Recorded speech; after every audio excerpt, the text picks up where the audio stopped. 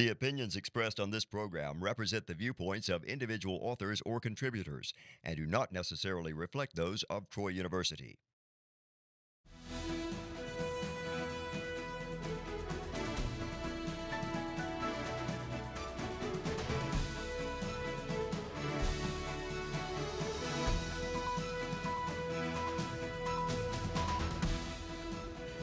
Hello and welcome to Econversations.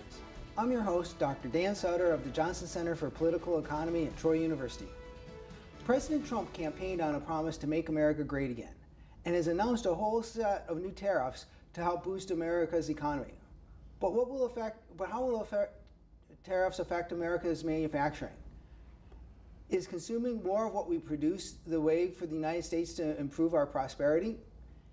And what might a trade war accomplish? And what does Buy American even mean anymore in a global economy? Joining me on Econversations today to talk about these questions is a distinguished economist and economics blogger, Dr. Mark Perry. Professor Perry teaches economics and finance at the University of Michigan at Flint and is a scholar with the American Enterprise Institute. He's best known as the editor of a popular and widely respected economics blog called Carpe Diem, where he has shared his insights on economics with millions of readers. Welcome to Troy, Mark, and thanks for joining me on Econversations. Yeah, thanks, Dan. We actually have known each other for a number of years, going back to grad school. We won't say quite how many years, but right. Thanks very much for coming on the show and coming here to Troy. Yeah, sure. Glad to be here. So let's just start here with the question of what exactly do we mean by economic nationalism? It's a term that's been in the news a little bit lately. People calling Trump an economic nationalist. So what exactly does this term mean? Yeah, I mean, I guess it's kind of a little bit outdated, or maybe it's just being recycled and revived, but it's a kind of a political theory, I guess, that you should always put the best interest of your own country first and really promote policies that I guess would then stimulate jobs and production in your own country. So it's really kind of looking at the economy and politics through the viewpoint of producers, and kind of maybe doesn't always recognize the important role of the consumers in terms of their, I think their willingness or their desire to really be more of in a global situation. As consumers, we want to shop globally. So there's a little bit of a tension there, but this revival of international nationalism is really a way to kind of promote, domestic firms and domestic production. Yeah, so the production side then, following from that, then that would view like exports to be a good thing for the nation and imports to be not as good, right? Yeah, that's kind of then the mercantilism that's really, I guess, part of the nationalism kind of, theory or thinking that, and that's been discredited and is also outdated, but is now being recycled. That goes back to, hundreds of years, and it was the kind of flawed theory that you should want to stimulate your export sector and take your goods and ship them overseas, which then other people get to use, and you wanted to then restrain or restrict or minimize what comes into the country, which is actually the foreign goods that we get to enjoy and consume here. So that was kind of the thinking a long time ago, but we've known now for hundreds of years that that's not really the right way to think about trade and the economy. And economists have been trying to dispel this whole idea for a long time. I mean, Adam Smith was considered the founder of modern economics, and one of the main things he was writing against in his famous book, The Wealth of Nations, was mercantilism, right? Yeah, that's right. I mean, and when he looked around the world in the 18th century, and I mean, really the full title of his book was an inquiry into the nature and causes of the wealth of nations. And when he looked around the world in the late 1700s, what he saw is countries like Great Britain, who were engaged in trade and had open trade policies and were exporting and importing, that they had a much higher standard of living than the countries that restricted trade. So yeah, so the thinking about international trade and free trade and open economies, it goes back to Adam Smith and then was supplemented in the 1800s by David Ricardo. So economists have been thinking about this and really, I think, are the ones that have really promoted the idea that free trade and open trade and international trade is really beneficial, and restricting trade, restricting international trade is then going to be to the detriment of the countries that engage in that kind of protectionism. Now, I mentioned in my intro that President Trump has imposed a bunch of tariffs, and we might have a few viewers who aren't exactly sure what a tariff is. So, because we'll probably refer to that as we go on. So what exactly is a tariff? Yeah, tariff is really just another word for a tax or a tax on imports. It's very much like a sales tax that we pay when we shop at a retail outlet, and it's generally as a percentage of the value of the import coming in, and the tariffs or taxes are imposed on the U.S. companies who purchase imports, bring them into the country, and then the United States government would say, well, this car is coming in, or this TV, or this washing machine, and this is now subject to a 20 or 25% sales tax that the importer in the U.S. would pay, but then those higher costs would get passed along to consumers ultimately. So then we would pay higher prices for washing machines or any product now that has steel or aluminum. So the best way to think about a tariff is just a sales tax on imports.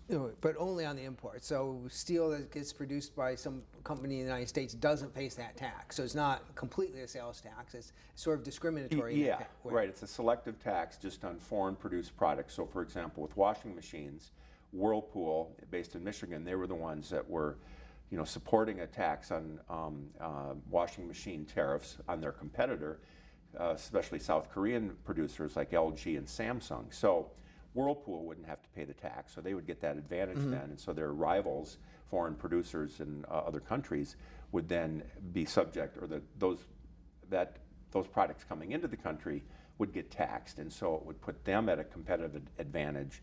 And then their retailers are like Best Buy. Then when they're selling foreign-produced washing machines, then those machines would be higher price, and then they'd be at a competitive disadvantage. Now, you teach in Michigan, and I grew up in Michigan, and my first sort of exposure to the whole idea of international trade as a kid growing up in Michigan was when the U.S. automakers were facing competition from Japanese and German imports. And so growing up, certainly heard the slogan "Buy American," and very almost like a patriotic duty that we had to buy American cars, especially in Detroit. But that all assumes that we can easily distinguish what's an American car or a foreign car, and then other products besides phones, television, and so forth. But that's not necessarily true in a global economy, is it? Well, right. And then, I moved to Flint, Michigan in 1996, and then I was surprised that there was some local unions near the car factories there that had signs up in the parking lot saying no foreign cars allowed in the parking lot, and they'll be towed at the owner's expense. And then I was thinking, even in the 1990s, that there, like for example, back then it was the Cadillac Catera was made in Germany, and so by the 1990s, really the automotive industry had gone global, and the supply chain had gone global, and then even U.S. companies like Ford and GM and Chrysler were using a lot of parts that were coming in from Canada or Mexico or Asia or Europe. And so really the whole auto industry is a good example of a very highly globalized industry. And so this thinking then, going back to maybe the 50s or 60s or 70s, that you should only buy an American car, that whole distinction between American and foreign really got blurred, because Toyota and Honda and Hyundai and Mercedes and BMW, they're all producing cars in the United States now. And in fact, every year, Cars.com does a study, and they have the top 10 most highly American-made cars, and often it's Toyota and Honda are the ones that have the most highly American-made cars based on the content of the cars. And so, in fact, I think Toyota sometimes has 75% domestic content, and some GM and Ford cars have less than 50% domestic content. Yeah, so the whole idea now of American car versus a foreign car, that whole distinction has become very blurred and really meaningless in a globalized economy with global supply chains. And we definitely benefit here in Alabama, because Mercedes and Hyundai and Honda all have plants that are assembling their cars, but even those plants are going to use some imported parts, right? Well, sure, they will, but they're using, it's made in America in the sense that the cars are assembled here. And so those foreign multinational automakers that have a presence here, they employ thousands and thousands of Americans and buy a lot of American parts as well as foreign parts. And then maybe they sell a lot of cars here, and maybe they export cars. So that's the nature of the automotive industry. The supply chains are globalized and the sales are globalized. So it's great for consumers. And you talk about the jobs part of it, and as we know from the Mercedes plant and the Hyundai plant here in Alabama, a lot of Alabamians work for these, quote, foreign car manufacturers. And that's really the case all across the country, isn't it? Yeah, it really is. That we hear a lot from Trump and politicians about U.S. companies outsourcing production and jobs overseas, but we never hear about the opposite side of that story, which is the insourcing that takes place. And so the map that I produced was showing that in each state, the number of Americans employed by foreign companies in 2015, based on the most recent data. And so these are multinational corporations that have affiliates or subsidiaries in the United States producing products here and employing Americans. And total, there's more than 7 million Americans who are working for foreign companies who have production processes here, facilities or plants. And so that's really the jobs that are being insourced into America by foreign companies, and that's a very important part of our economy and part of the global picture today.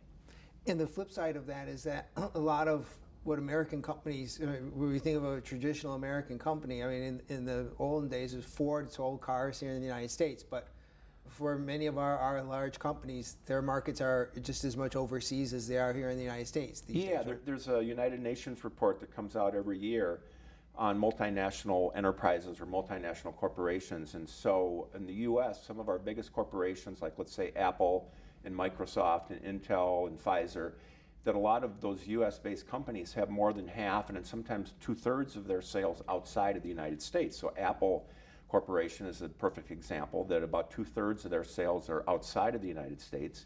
I think Microsoft and Hewlett-Packard and a lot of the IT companies, more than half of their sales are outside of the United States. So even though we think of those as American companies, they're really operating in a global marketplace, and really they're really more foreign than domestic in terms of their sales. So Apple, 2/3 of their sales are outside of the United States, so they're really are very aware of the international marketplace, and it's important for them to be involved in the marketplace, international marketplace, and more than 2/3 of their sales are outside of the United States. Now, from a consumer standpoint, when we look at some highly globalized products, like say a phone like this, that studies show that the vast majority of its content, or the typical phone's content, comes from other countries. As a consumer, as somebody who's looking to buy a phone, why should I not care about where the components of a phone like this, or cars, or other products that we are buying? Why should we not care about where they're coming from? Yeah, well, I mean, because as consumers, we're trying to get the best value, and so unless consumers are willing to pay much higher prices for things like phones to be completely assembled in the United States, and I think consumers benefit from the global economy. And actually, if you look at the design is often in the United States, and so the research and development and design of the products take place here, and the marketing and advertising. So really, in terms of just the assembly of something like an iPhone or a smartphone, that might just be a small 5 or 10% fraction of the total overall value. So even though we think of it as being assembled in China from parts that might be from all over, most of the value of, let's say, an $800 or $1,000 iPhone, most of that value is created in the United States. And so even though it's assembled out of the country, it's really an American design product, and the advertising and promotion and design really takes place here. So consumers get better value when Apple can decide how best to produce their phones at the cheapest price. So overall, then, we've talked about both consumers buying products that would come from other countries, and then other American companies selling overseas. So overall, the international sector is pretty important in a lot of states' economies, right? Yeah, it is. And let's see.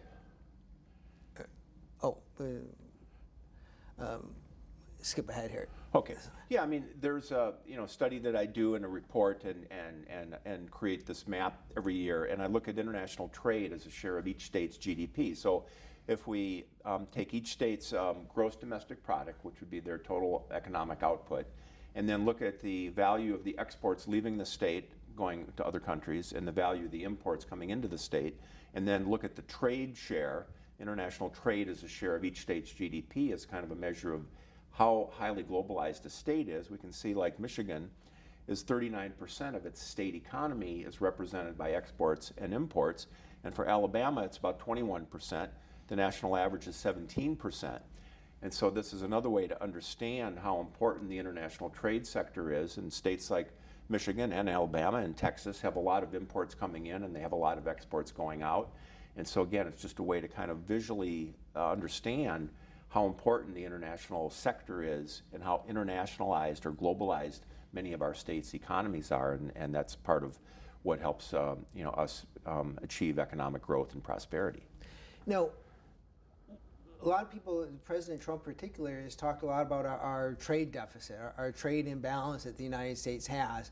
And that's really, well, first off, let's talk about how do we define the trade balance as economists? Yeah, well, there's a number of different parts to the international sectors, and one is merchandise trade, and that's what gets the most focus. So every month, the Department of Commerce looks at the exports leaving the country and the imports coming in for merchandise. And then since we generally have more imports coming in than exports going out, we talk about that then means that we have a trade deficit on our merchandise account. But what doesn't get as much attention is the service sector.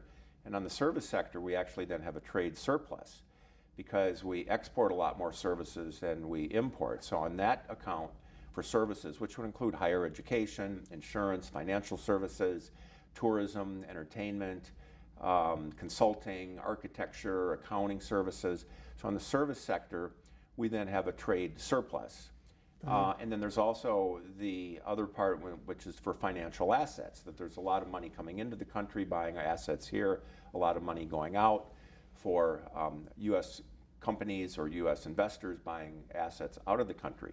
So generally, we narrowly focus on the merchandise trade account, which is often in deficit, but we don't put as much attention on the service sector account, and then we pretty much completely ignore the sector for financial assets. And when you add this all up, I guess it's an accounting identity, but when you add this all up, things end up balancing, right? Yeah, that there really is no trade imbalance overall once we consider all of the international transactions, and this is what this chart shows, is that going back year by year, back to the 1980s, it's a consistent pattern that what we think about as the trade deficit would be the or what's called the current account would be the net cash outflows, the dollars leaving the country for goods and services, and the outflows for investment income payments, which is part of that account for dividend payments and interest income payments. And so that's our trade deficit last year was about $400 billion, but that was offset by a $400 billion capital account inflow or capital account surplus, or we can think of that as a foreign investment surplus. So the dollars that left the country came back in the form of investments in the United States, and those were cash inflows for U.S. financial assets. And so everything balances. The dollars that leave the country have to come back either to buy our goods and services or buy our financial assets. So the balance of payments always balances out to zero, just like a balance sheet has to balance. The balance of payments has to balance, and people don't ever really get that full story or understanding. There really is no trade imbalance once we account for all of the transactions. There's another way in which the whole idea of a trade surplus for the United States doesn't make a lot of sense, and this is something you often highlight in your blog, and that's the fact that nations don't actually trade, right? What's the better way to think about this? Yeah, that we hear all the time in the news that the U.S. has an overall trade deficit with the rest of the world, or a $100 or $200 billion trade deficit with specific countries like China. And, so the implication there is that the U.S. as a country is somehow engaged in trade with foreign trading partners, foreign countries, when really that's not really the right way to look at it. The trade is always individual. So individuals trade and transact globally, and individual companies and individual consumers. So again, if you think of the tourism sector, that the United States doesn't decide to take a vacation to Mexico or Canada or Europe. It's individual people, individual Americans who decide to take a vacation to Canada or Europe or Mexico. And it's foreigners, individuals, households and families and individuals who then decide to take a vacation here. So I think if we understand that foreign trade is really individual companies and individual households engaged in trade, that then they're engaged in trade because they think that makes them better off.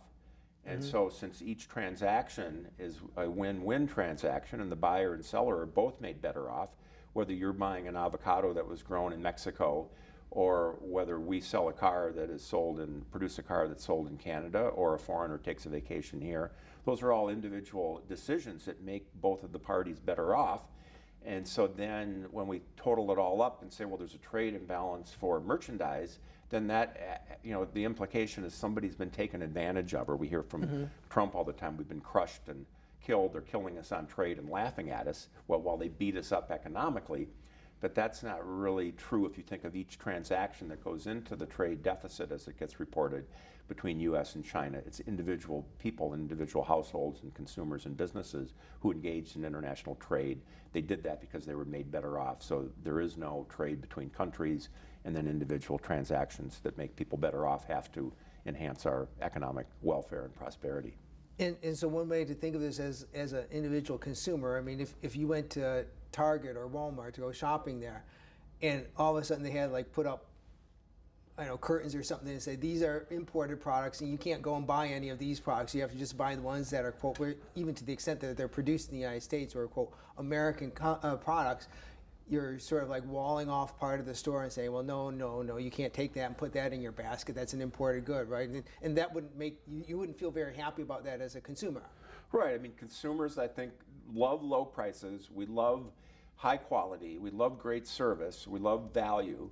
We love competition. We love choice. So as consumers, it's in our natural best self-interest to want to be able to shop globally. And so when we go to a Walmart or a Home Depot or a Best Buy, and we want to get the best value for our hard-earned money, and we're all unlimited incomes and so have limited purchasing power, of course we want to stretch our dollars as far as possible to get the highest standard of living at the individual household level. And so the way that we can do that is by getting access to the global goods and services that get produced.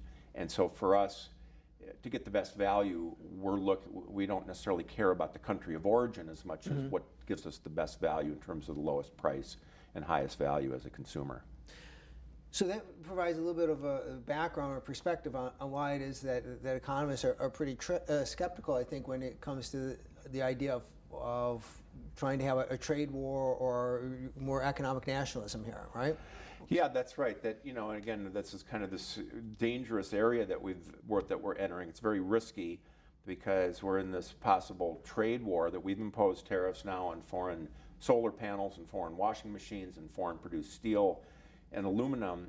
But again, the way to think about that is that those are tariffs, taxes imposed on Americans. And so even though Trump kind of has this idea that he's going to target foreign producers and bring jobs back to America, it's really, in this one cartoon here, as if he's dropping the tariff bomb onto the United States. And in this case, the other cartoon here is showing him, I guess, targeting his trade tariffs towards China or Mexico, but really it's backfiring and it's going to end up harming American workers, especially if it starts to escalate and foreign countries like China and Europe start to retaliate and impose restrictions on our products. So it raises prices for our consumers in the form of import tariffs, and then it also restricts some of our export markets if they start retaliating, and then it can affect our agriculture sector and our exporters. Well, and it can also affect it. It shows an American worker there being hit by the backfire from the Trump's bazooka. But I mean, that really is literally true, right? Because lots of Americans work for companies that produce stuff using steel, and steel tariffs are going to make their products less competitive in international markets, right? Yeah, that's right. In fact, they've done studies and they've shown that there's about 35 Americans working for companies that use steel, including car manufacturers here in Alabama and across the country, and aerospace manufacturers like Boeing, and appliances, and construction. It's a big, steel and aluminum go into a lot of construction projects for building stadiums and buildings and roads and bridges and everything. And so they estimate that for every worker who works for a U.S. steel producing steel, there's 35 workers who work for a company who use steel. And so we're protecting a certain small amount, but then putting this huge, much greater group at risk from higher prices that would adversely affect their competitiveness and could result in job layoffs. We saw this in 2002 with the steel tariffs that President Bush imposed, that there was more jobs lost throughout the economy than were protected in the steel industry. So You said that economic nationalism is often favors producers, and that's sort of one of the things you can sort of see in the pattern of tariffs and how they affect companies, right? Yeah, that and one of the things we can look at is the tariffs, of course, protect certain domestic firms and insulate them from foreign competition and improve their profitability and improve their economic situation. But then it puts the rest of the economy, the much greater economy, at risk. So we have these very concentrated benefits on protected industries, but then we impose these huge costs on the rest of the economy that are much greater than the benefits that then are going to a protected company or industry. So for example, back in January when we announced that we were imposing tariffs on foreign washing machines, that of course was promoted by Whirlpool because they're the ones competing against Samsung and LG. And just over a week after that tariff was imposed, it increased their share price by more than 11% and increased their market capitalization or stock market value by more than $1 billion because they're now being protected. It's going to benefit them. And that was on a day when the rest of the market was only up by about 1% or 1.5% to kind of control what was going on that day. So again, it's concentrated benefits for one company, but at the expense. And then here after we imposed steel tariffs, were announced on March 1st. And then on that day, the U.S. Steel, which of course benefited significantly from those tariffs, their market value went up by $500 million and their share price up almost 6%, while the rest of the market went down. The S&P went down. But then really most importantly, the steel using companies like General Motors and Boeing and Ford, their shares went down by 3 to 4% because they were the ones who were going to be adversely affected. So again, those costs get spread out over the entire economy and are much greater than any benefits. So on net, it's a net loss for the economy and it makes us worse off, not better off to have these tariffs. And when you maybe save jobs at a factory that's in danger of closing due to import competition through a tariff, you see that very immediately. You see the strong link to the tariff protection, but these other job losses are going to be a lot harder to see across the economy. And let's say the job losses at GM or Boeing or Ford would take place over several years and would be largely maybe invisible, and there would be some impact on car prices, but it would again be delayed. It wouldn't always be exactly identifiable. And again, so often when we look at the amount of increased cost to consumers per job saved in the steel industry, one recent study showed it's around $500,000 in higher costs for consumers to save one job in a protected industry.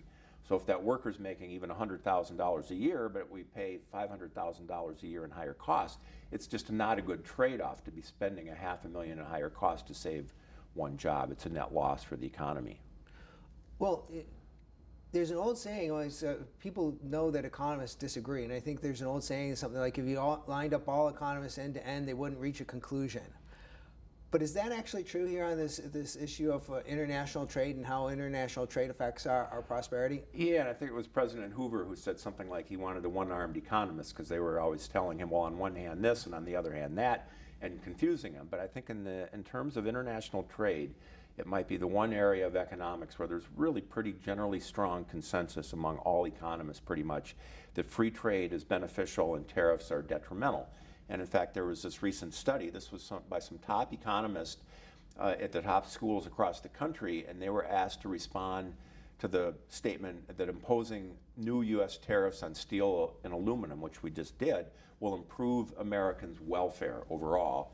And 100% of those economists disagreed with that statement, and actually about 2/3 of them, more than 30 out of 40, strongly disagreed with that statement, and then the other 24% disagreed. So this would be an example empirically of 100% consensus among economists about trade and protectionism.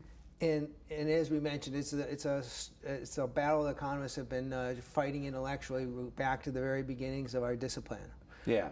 Well, thanks very much for coming on the show. I've enjoyed having this conversation with you, and thanks for joining us. Join us again next time for another Econversations.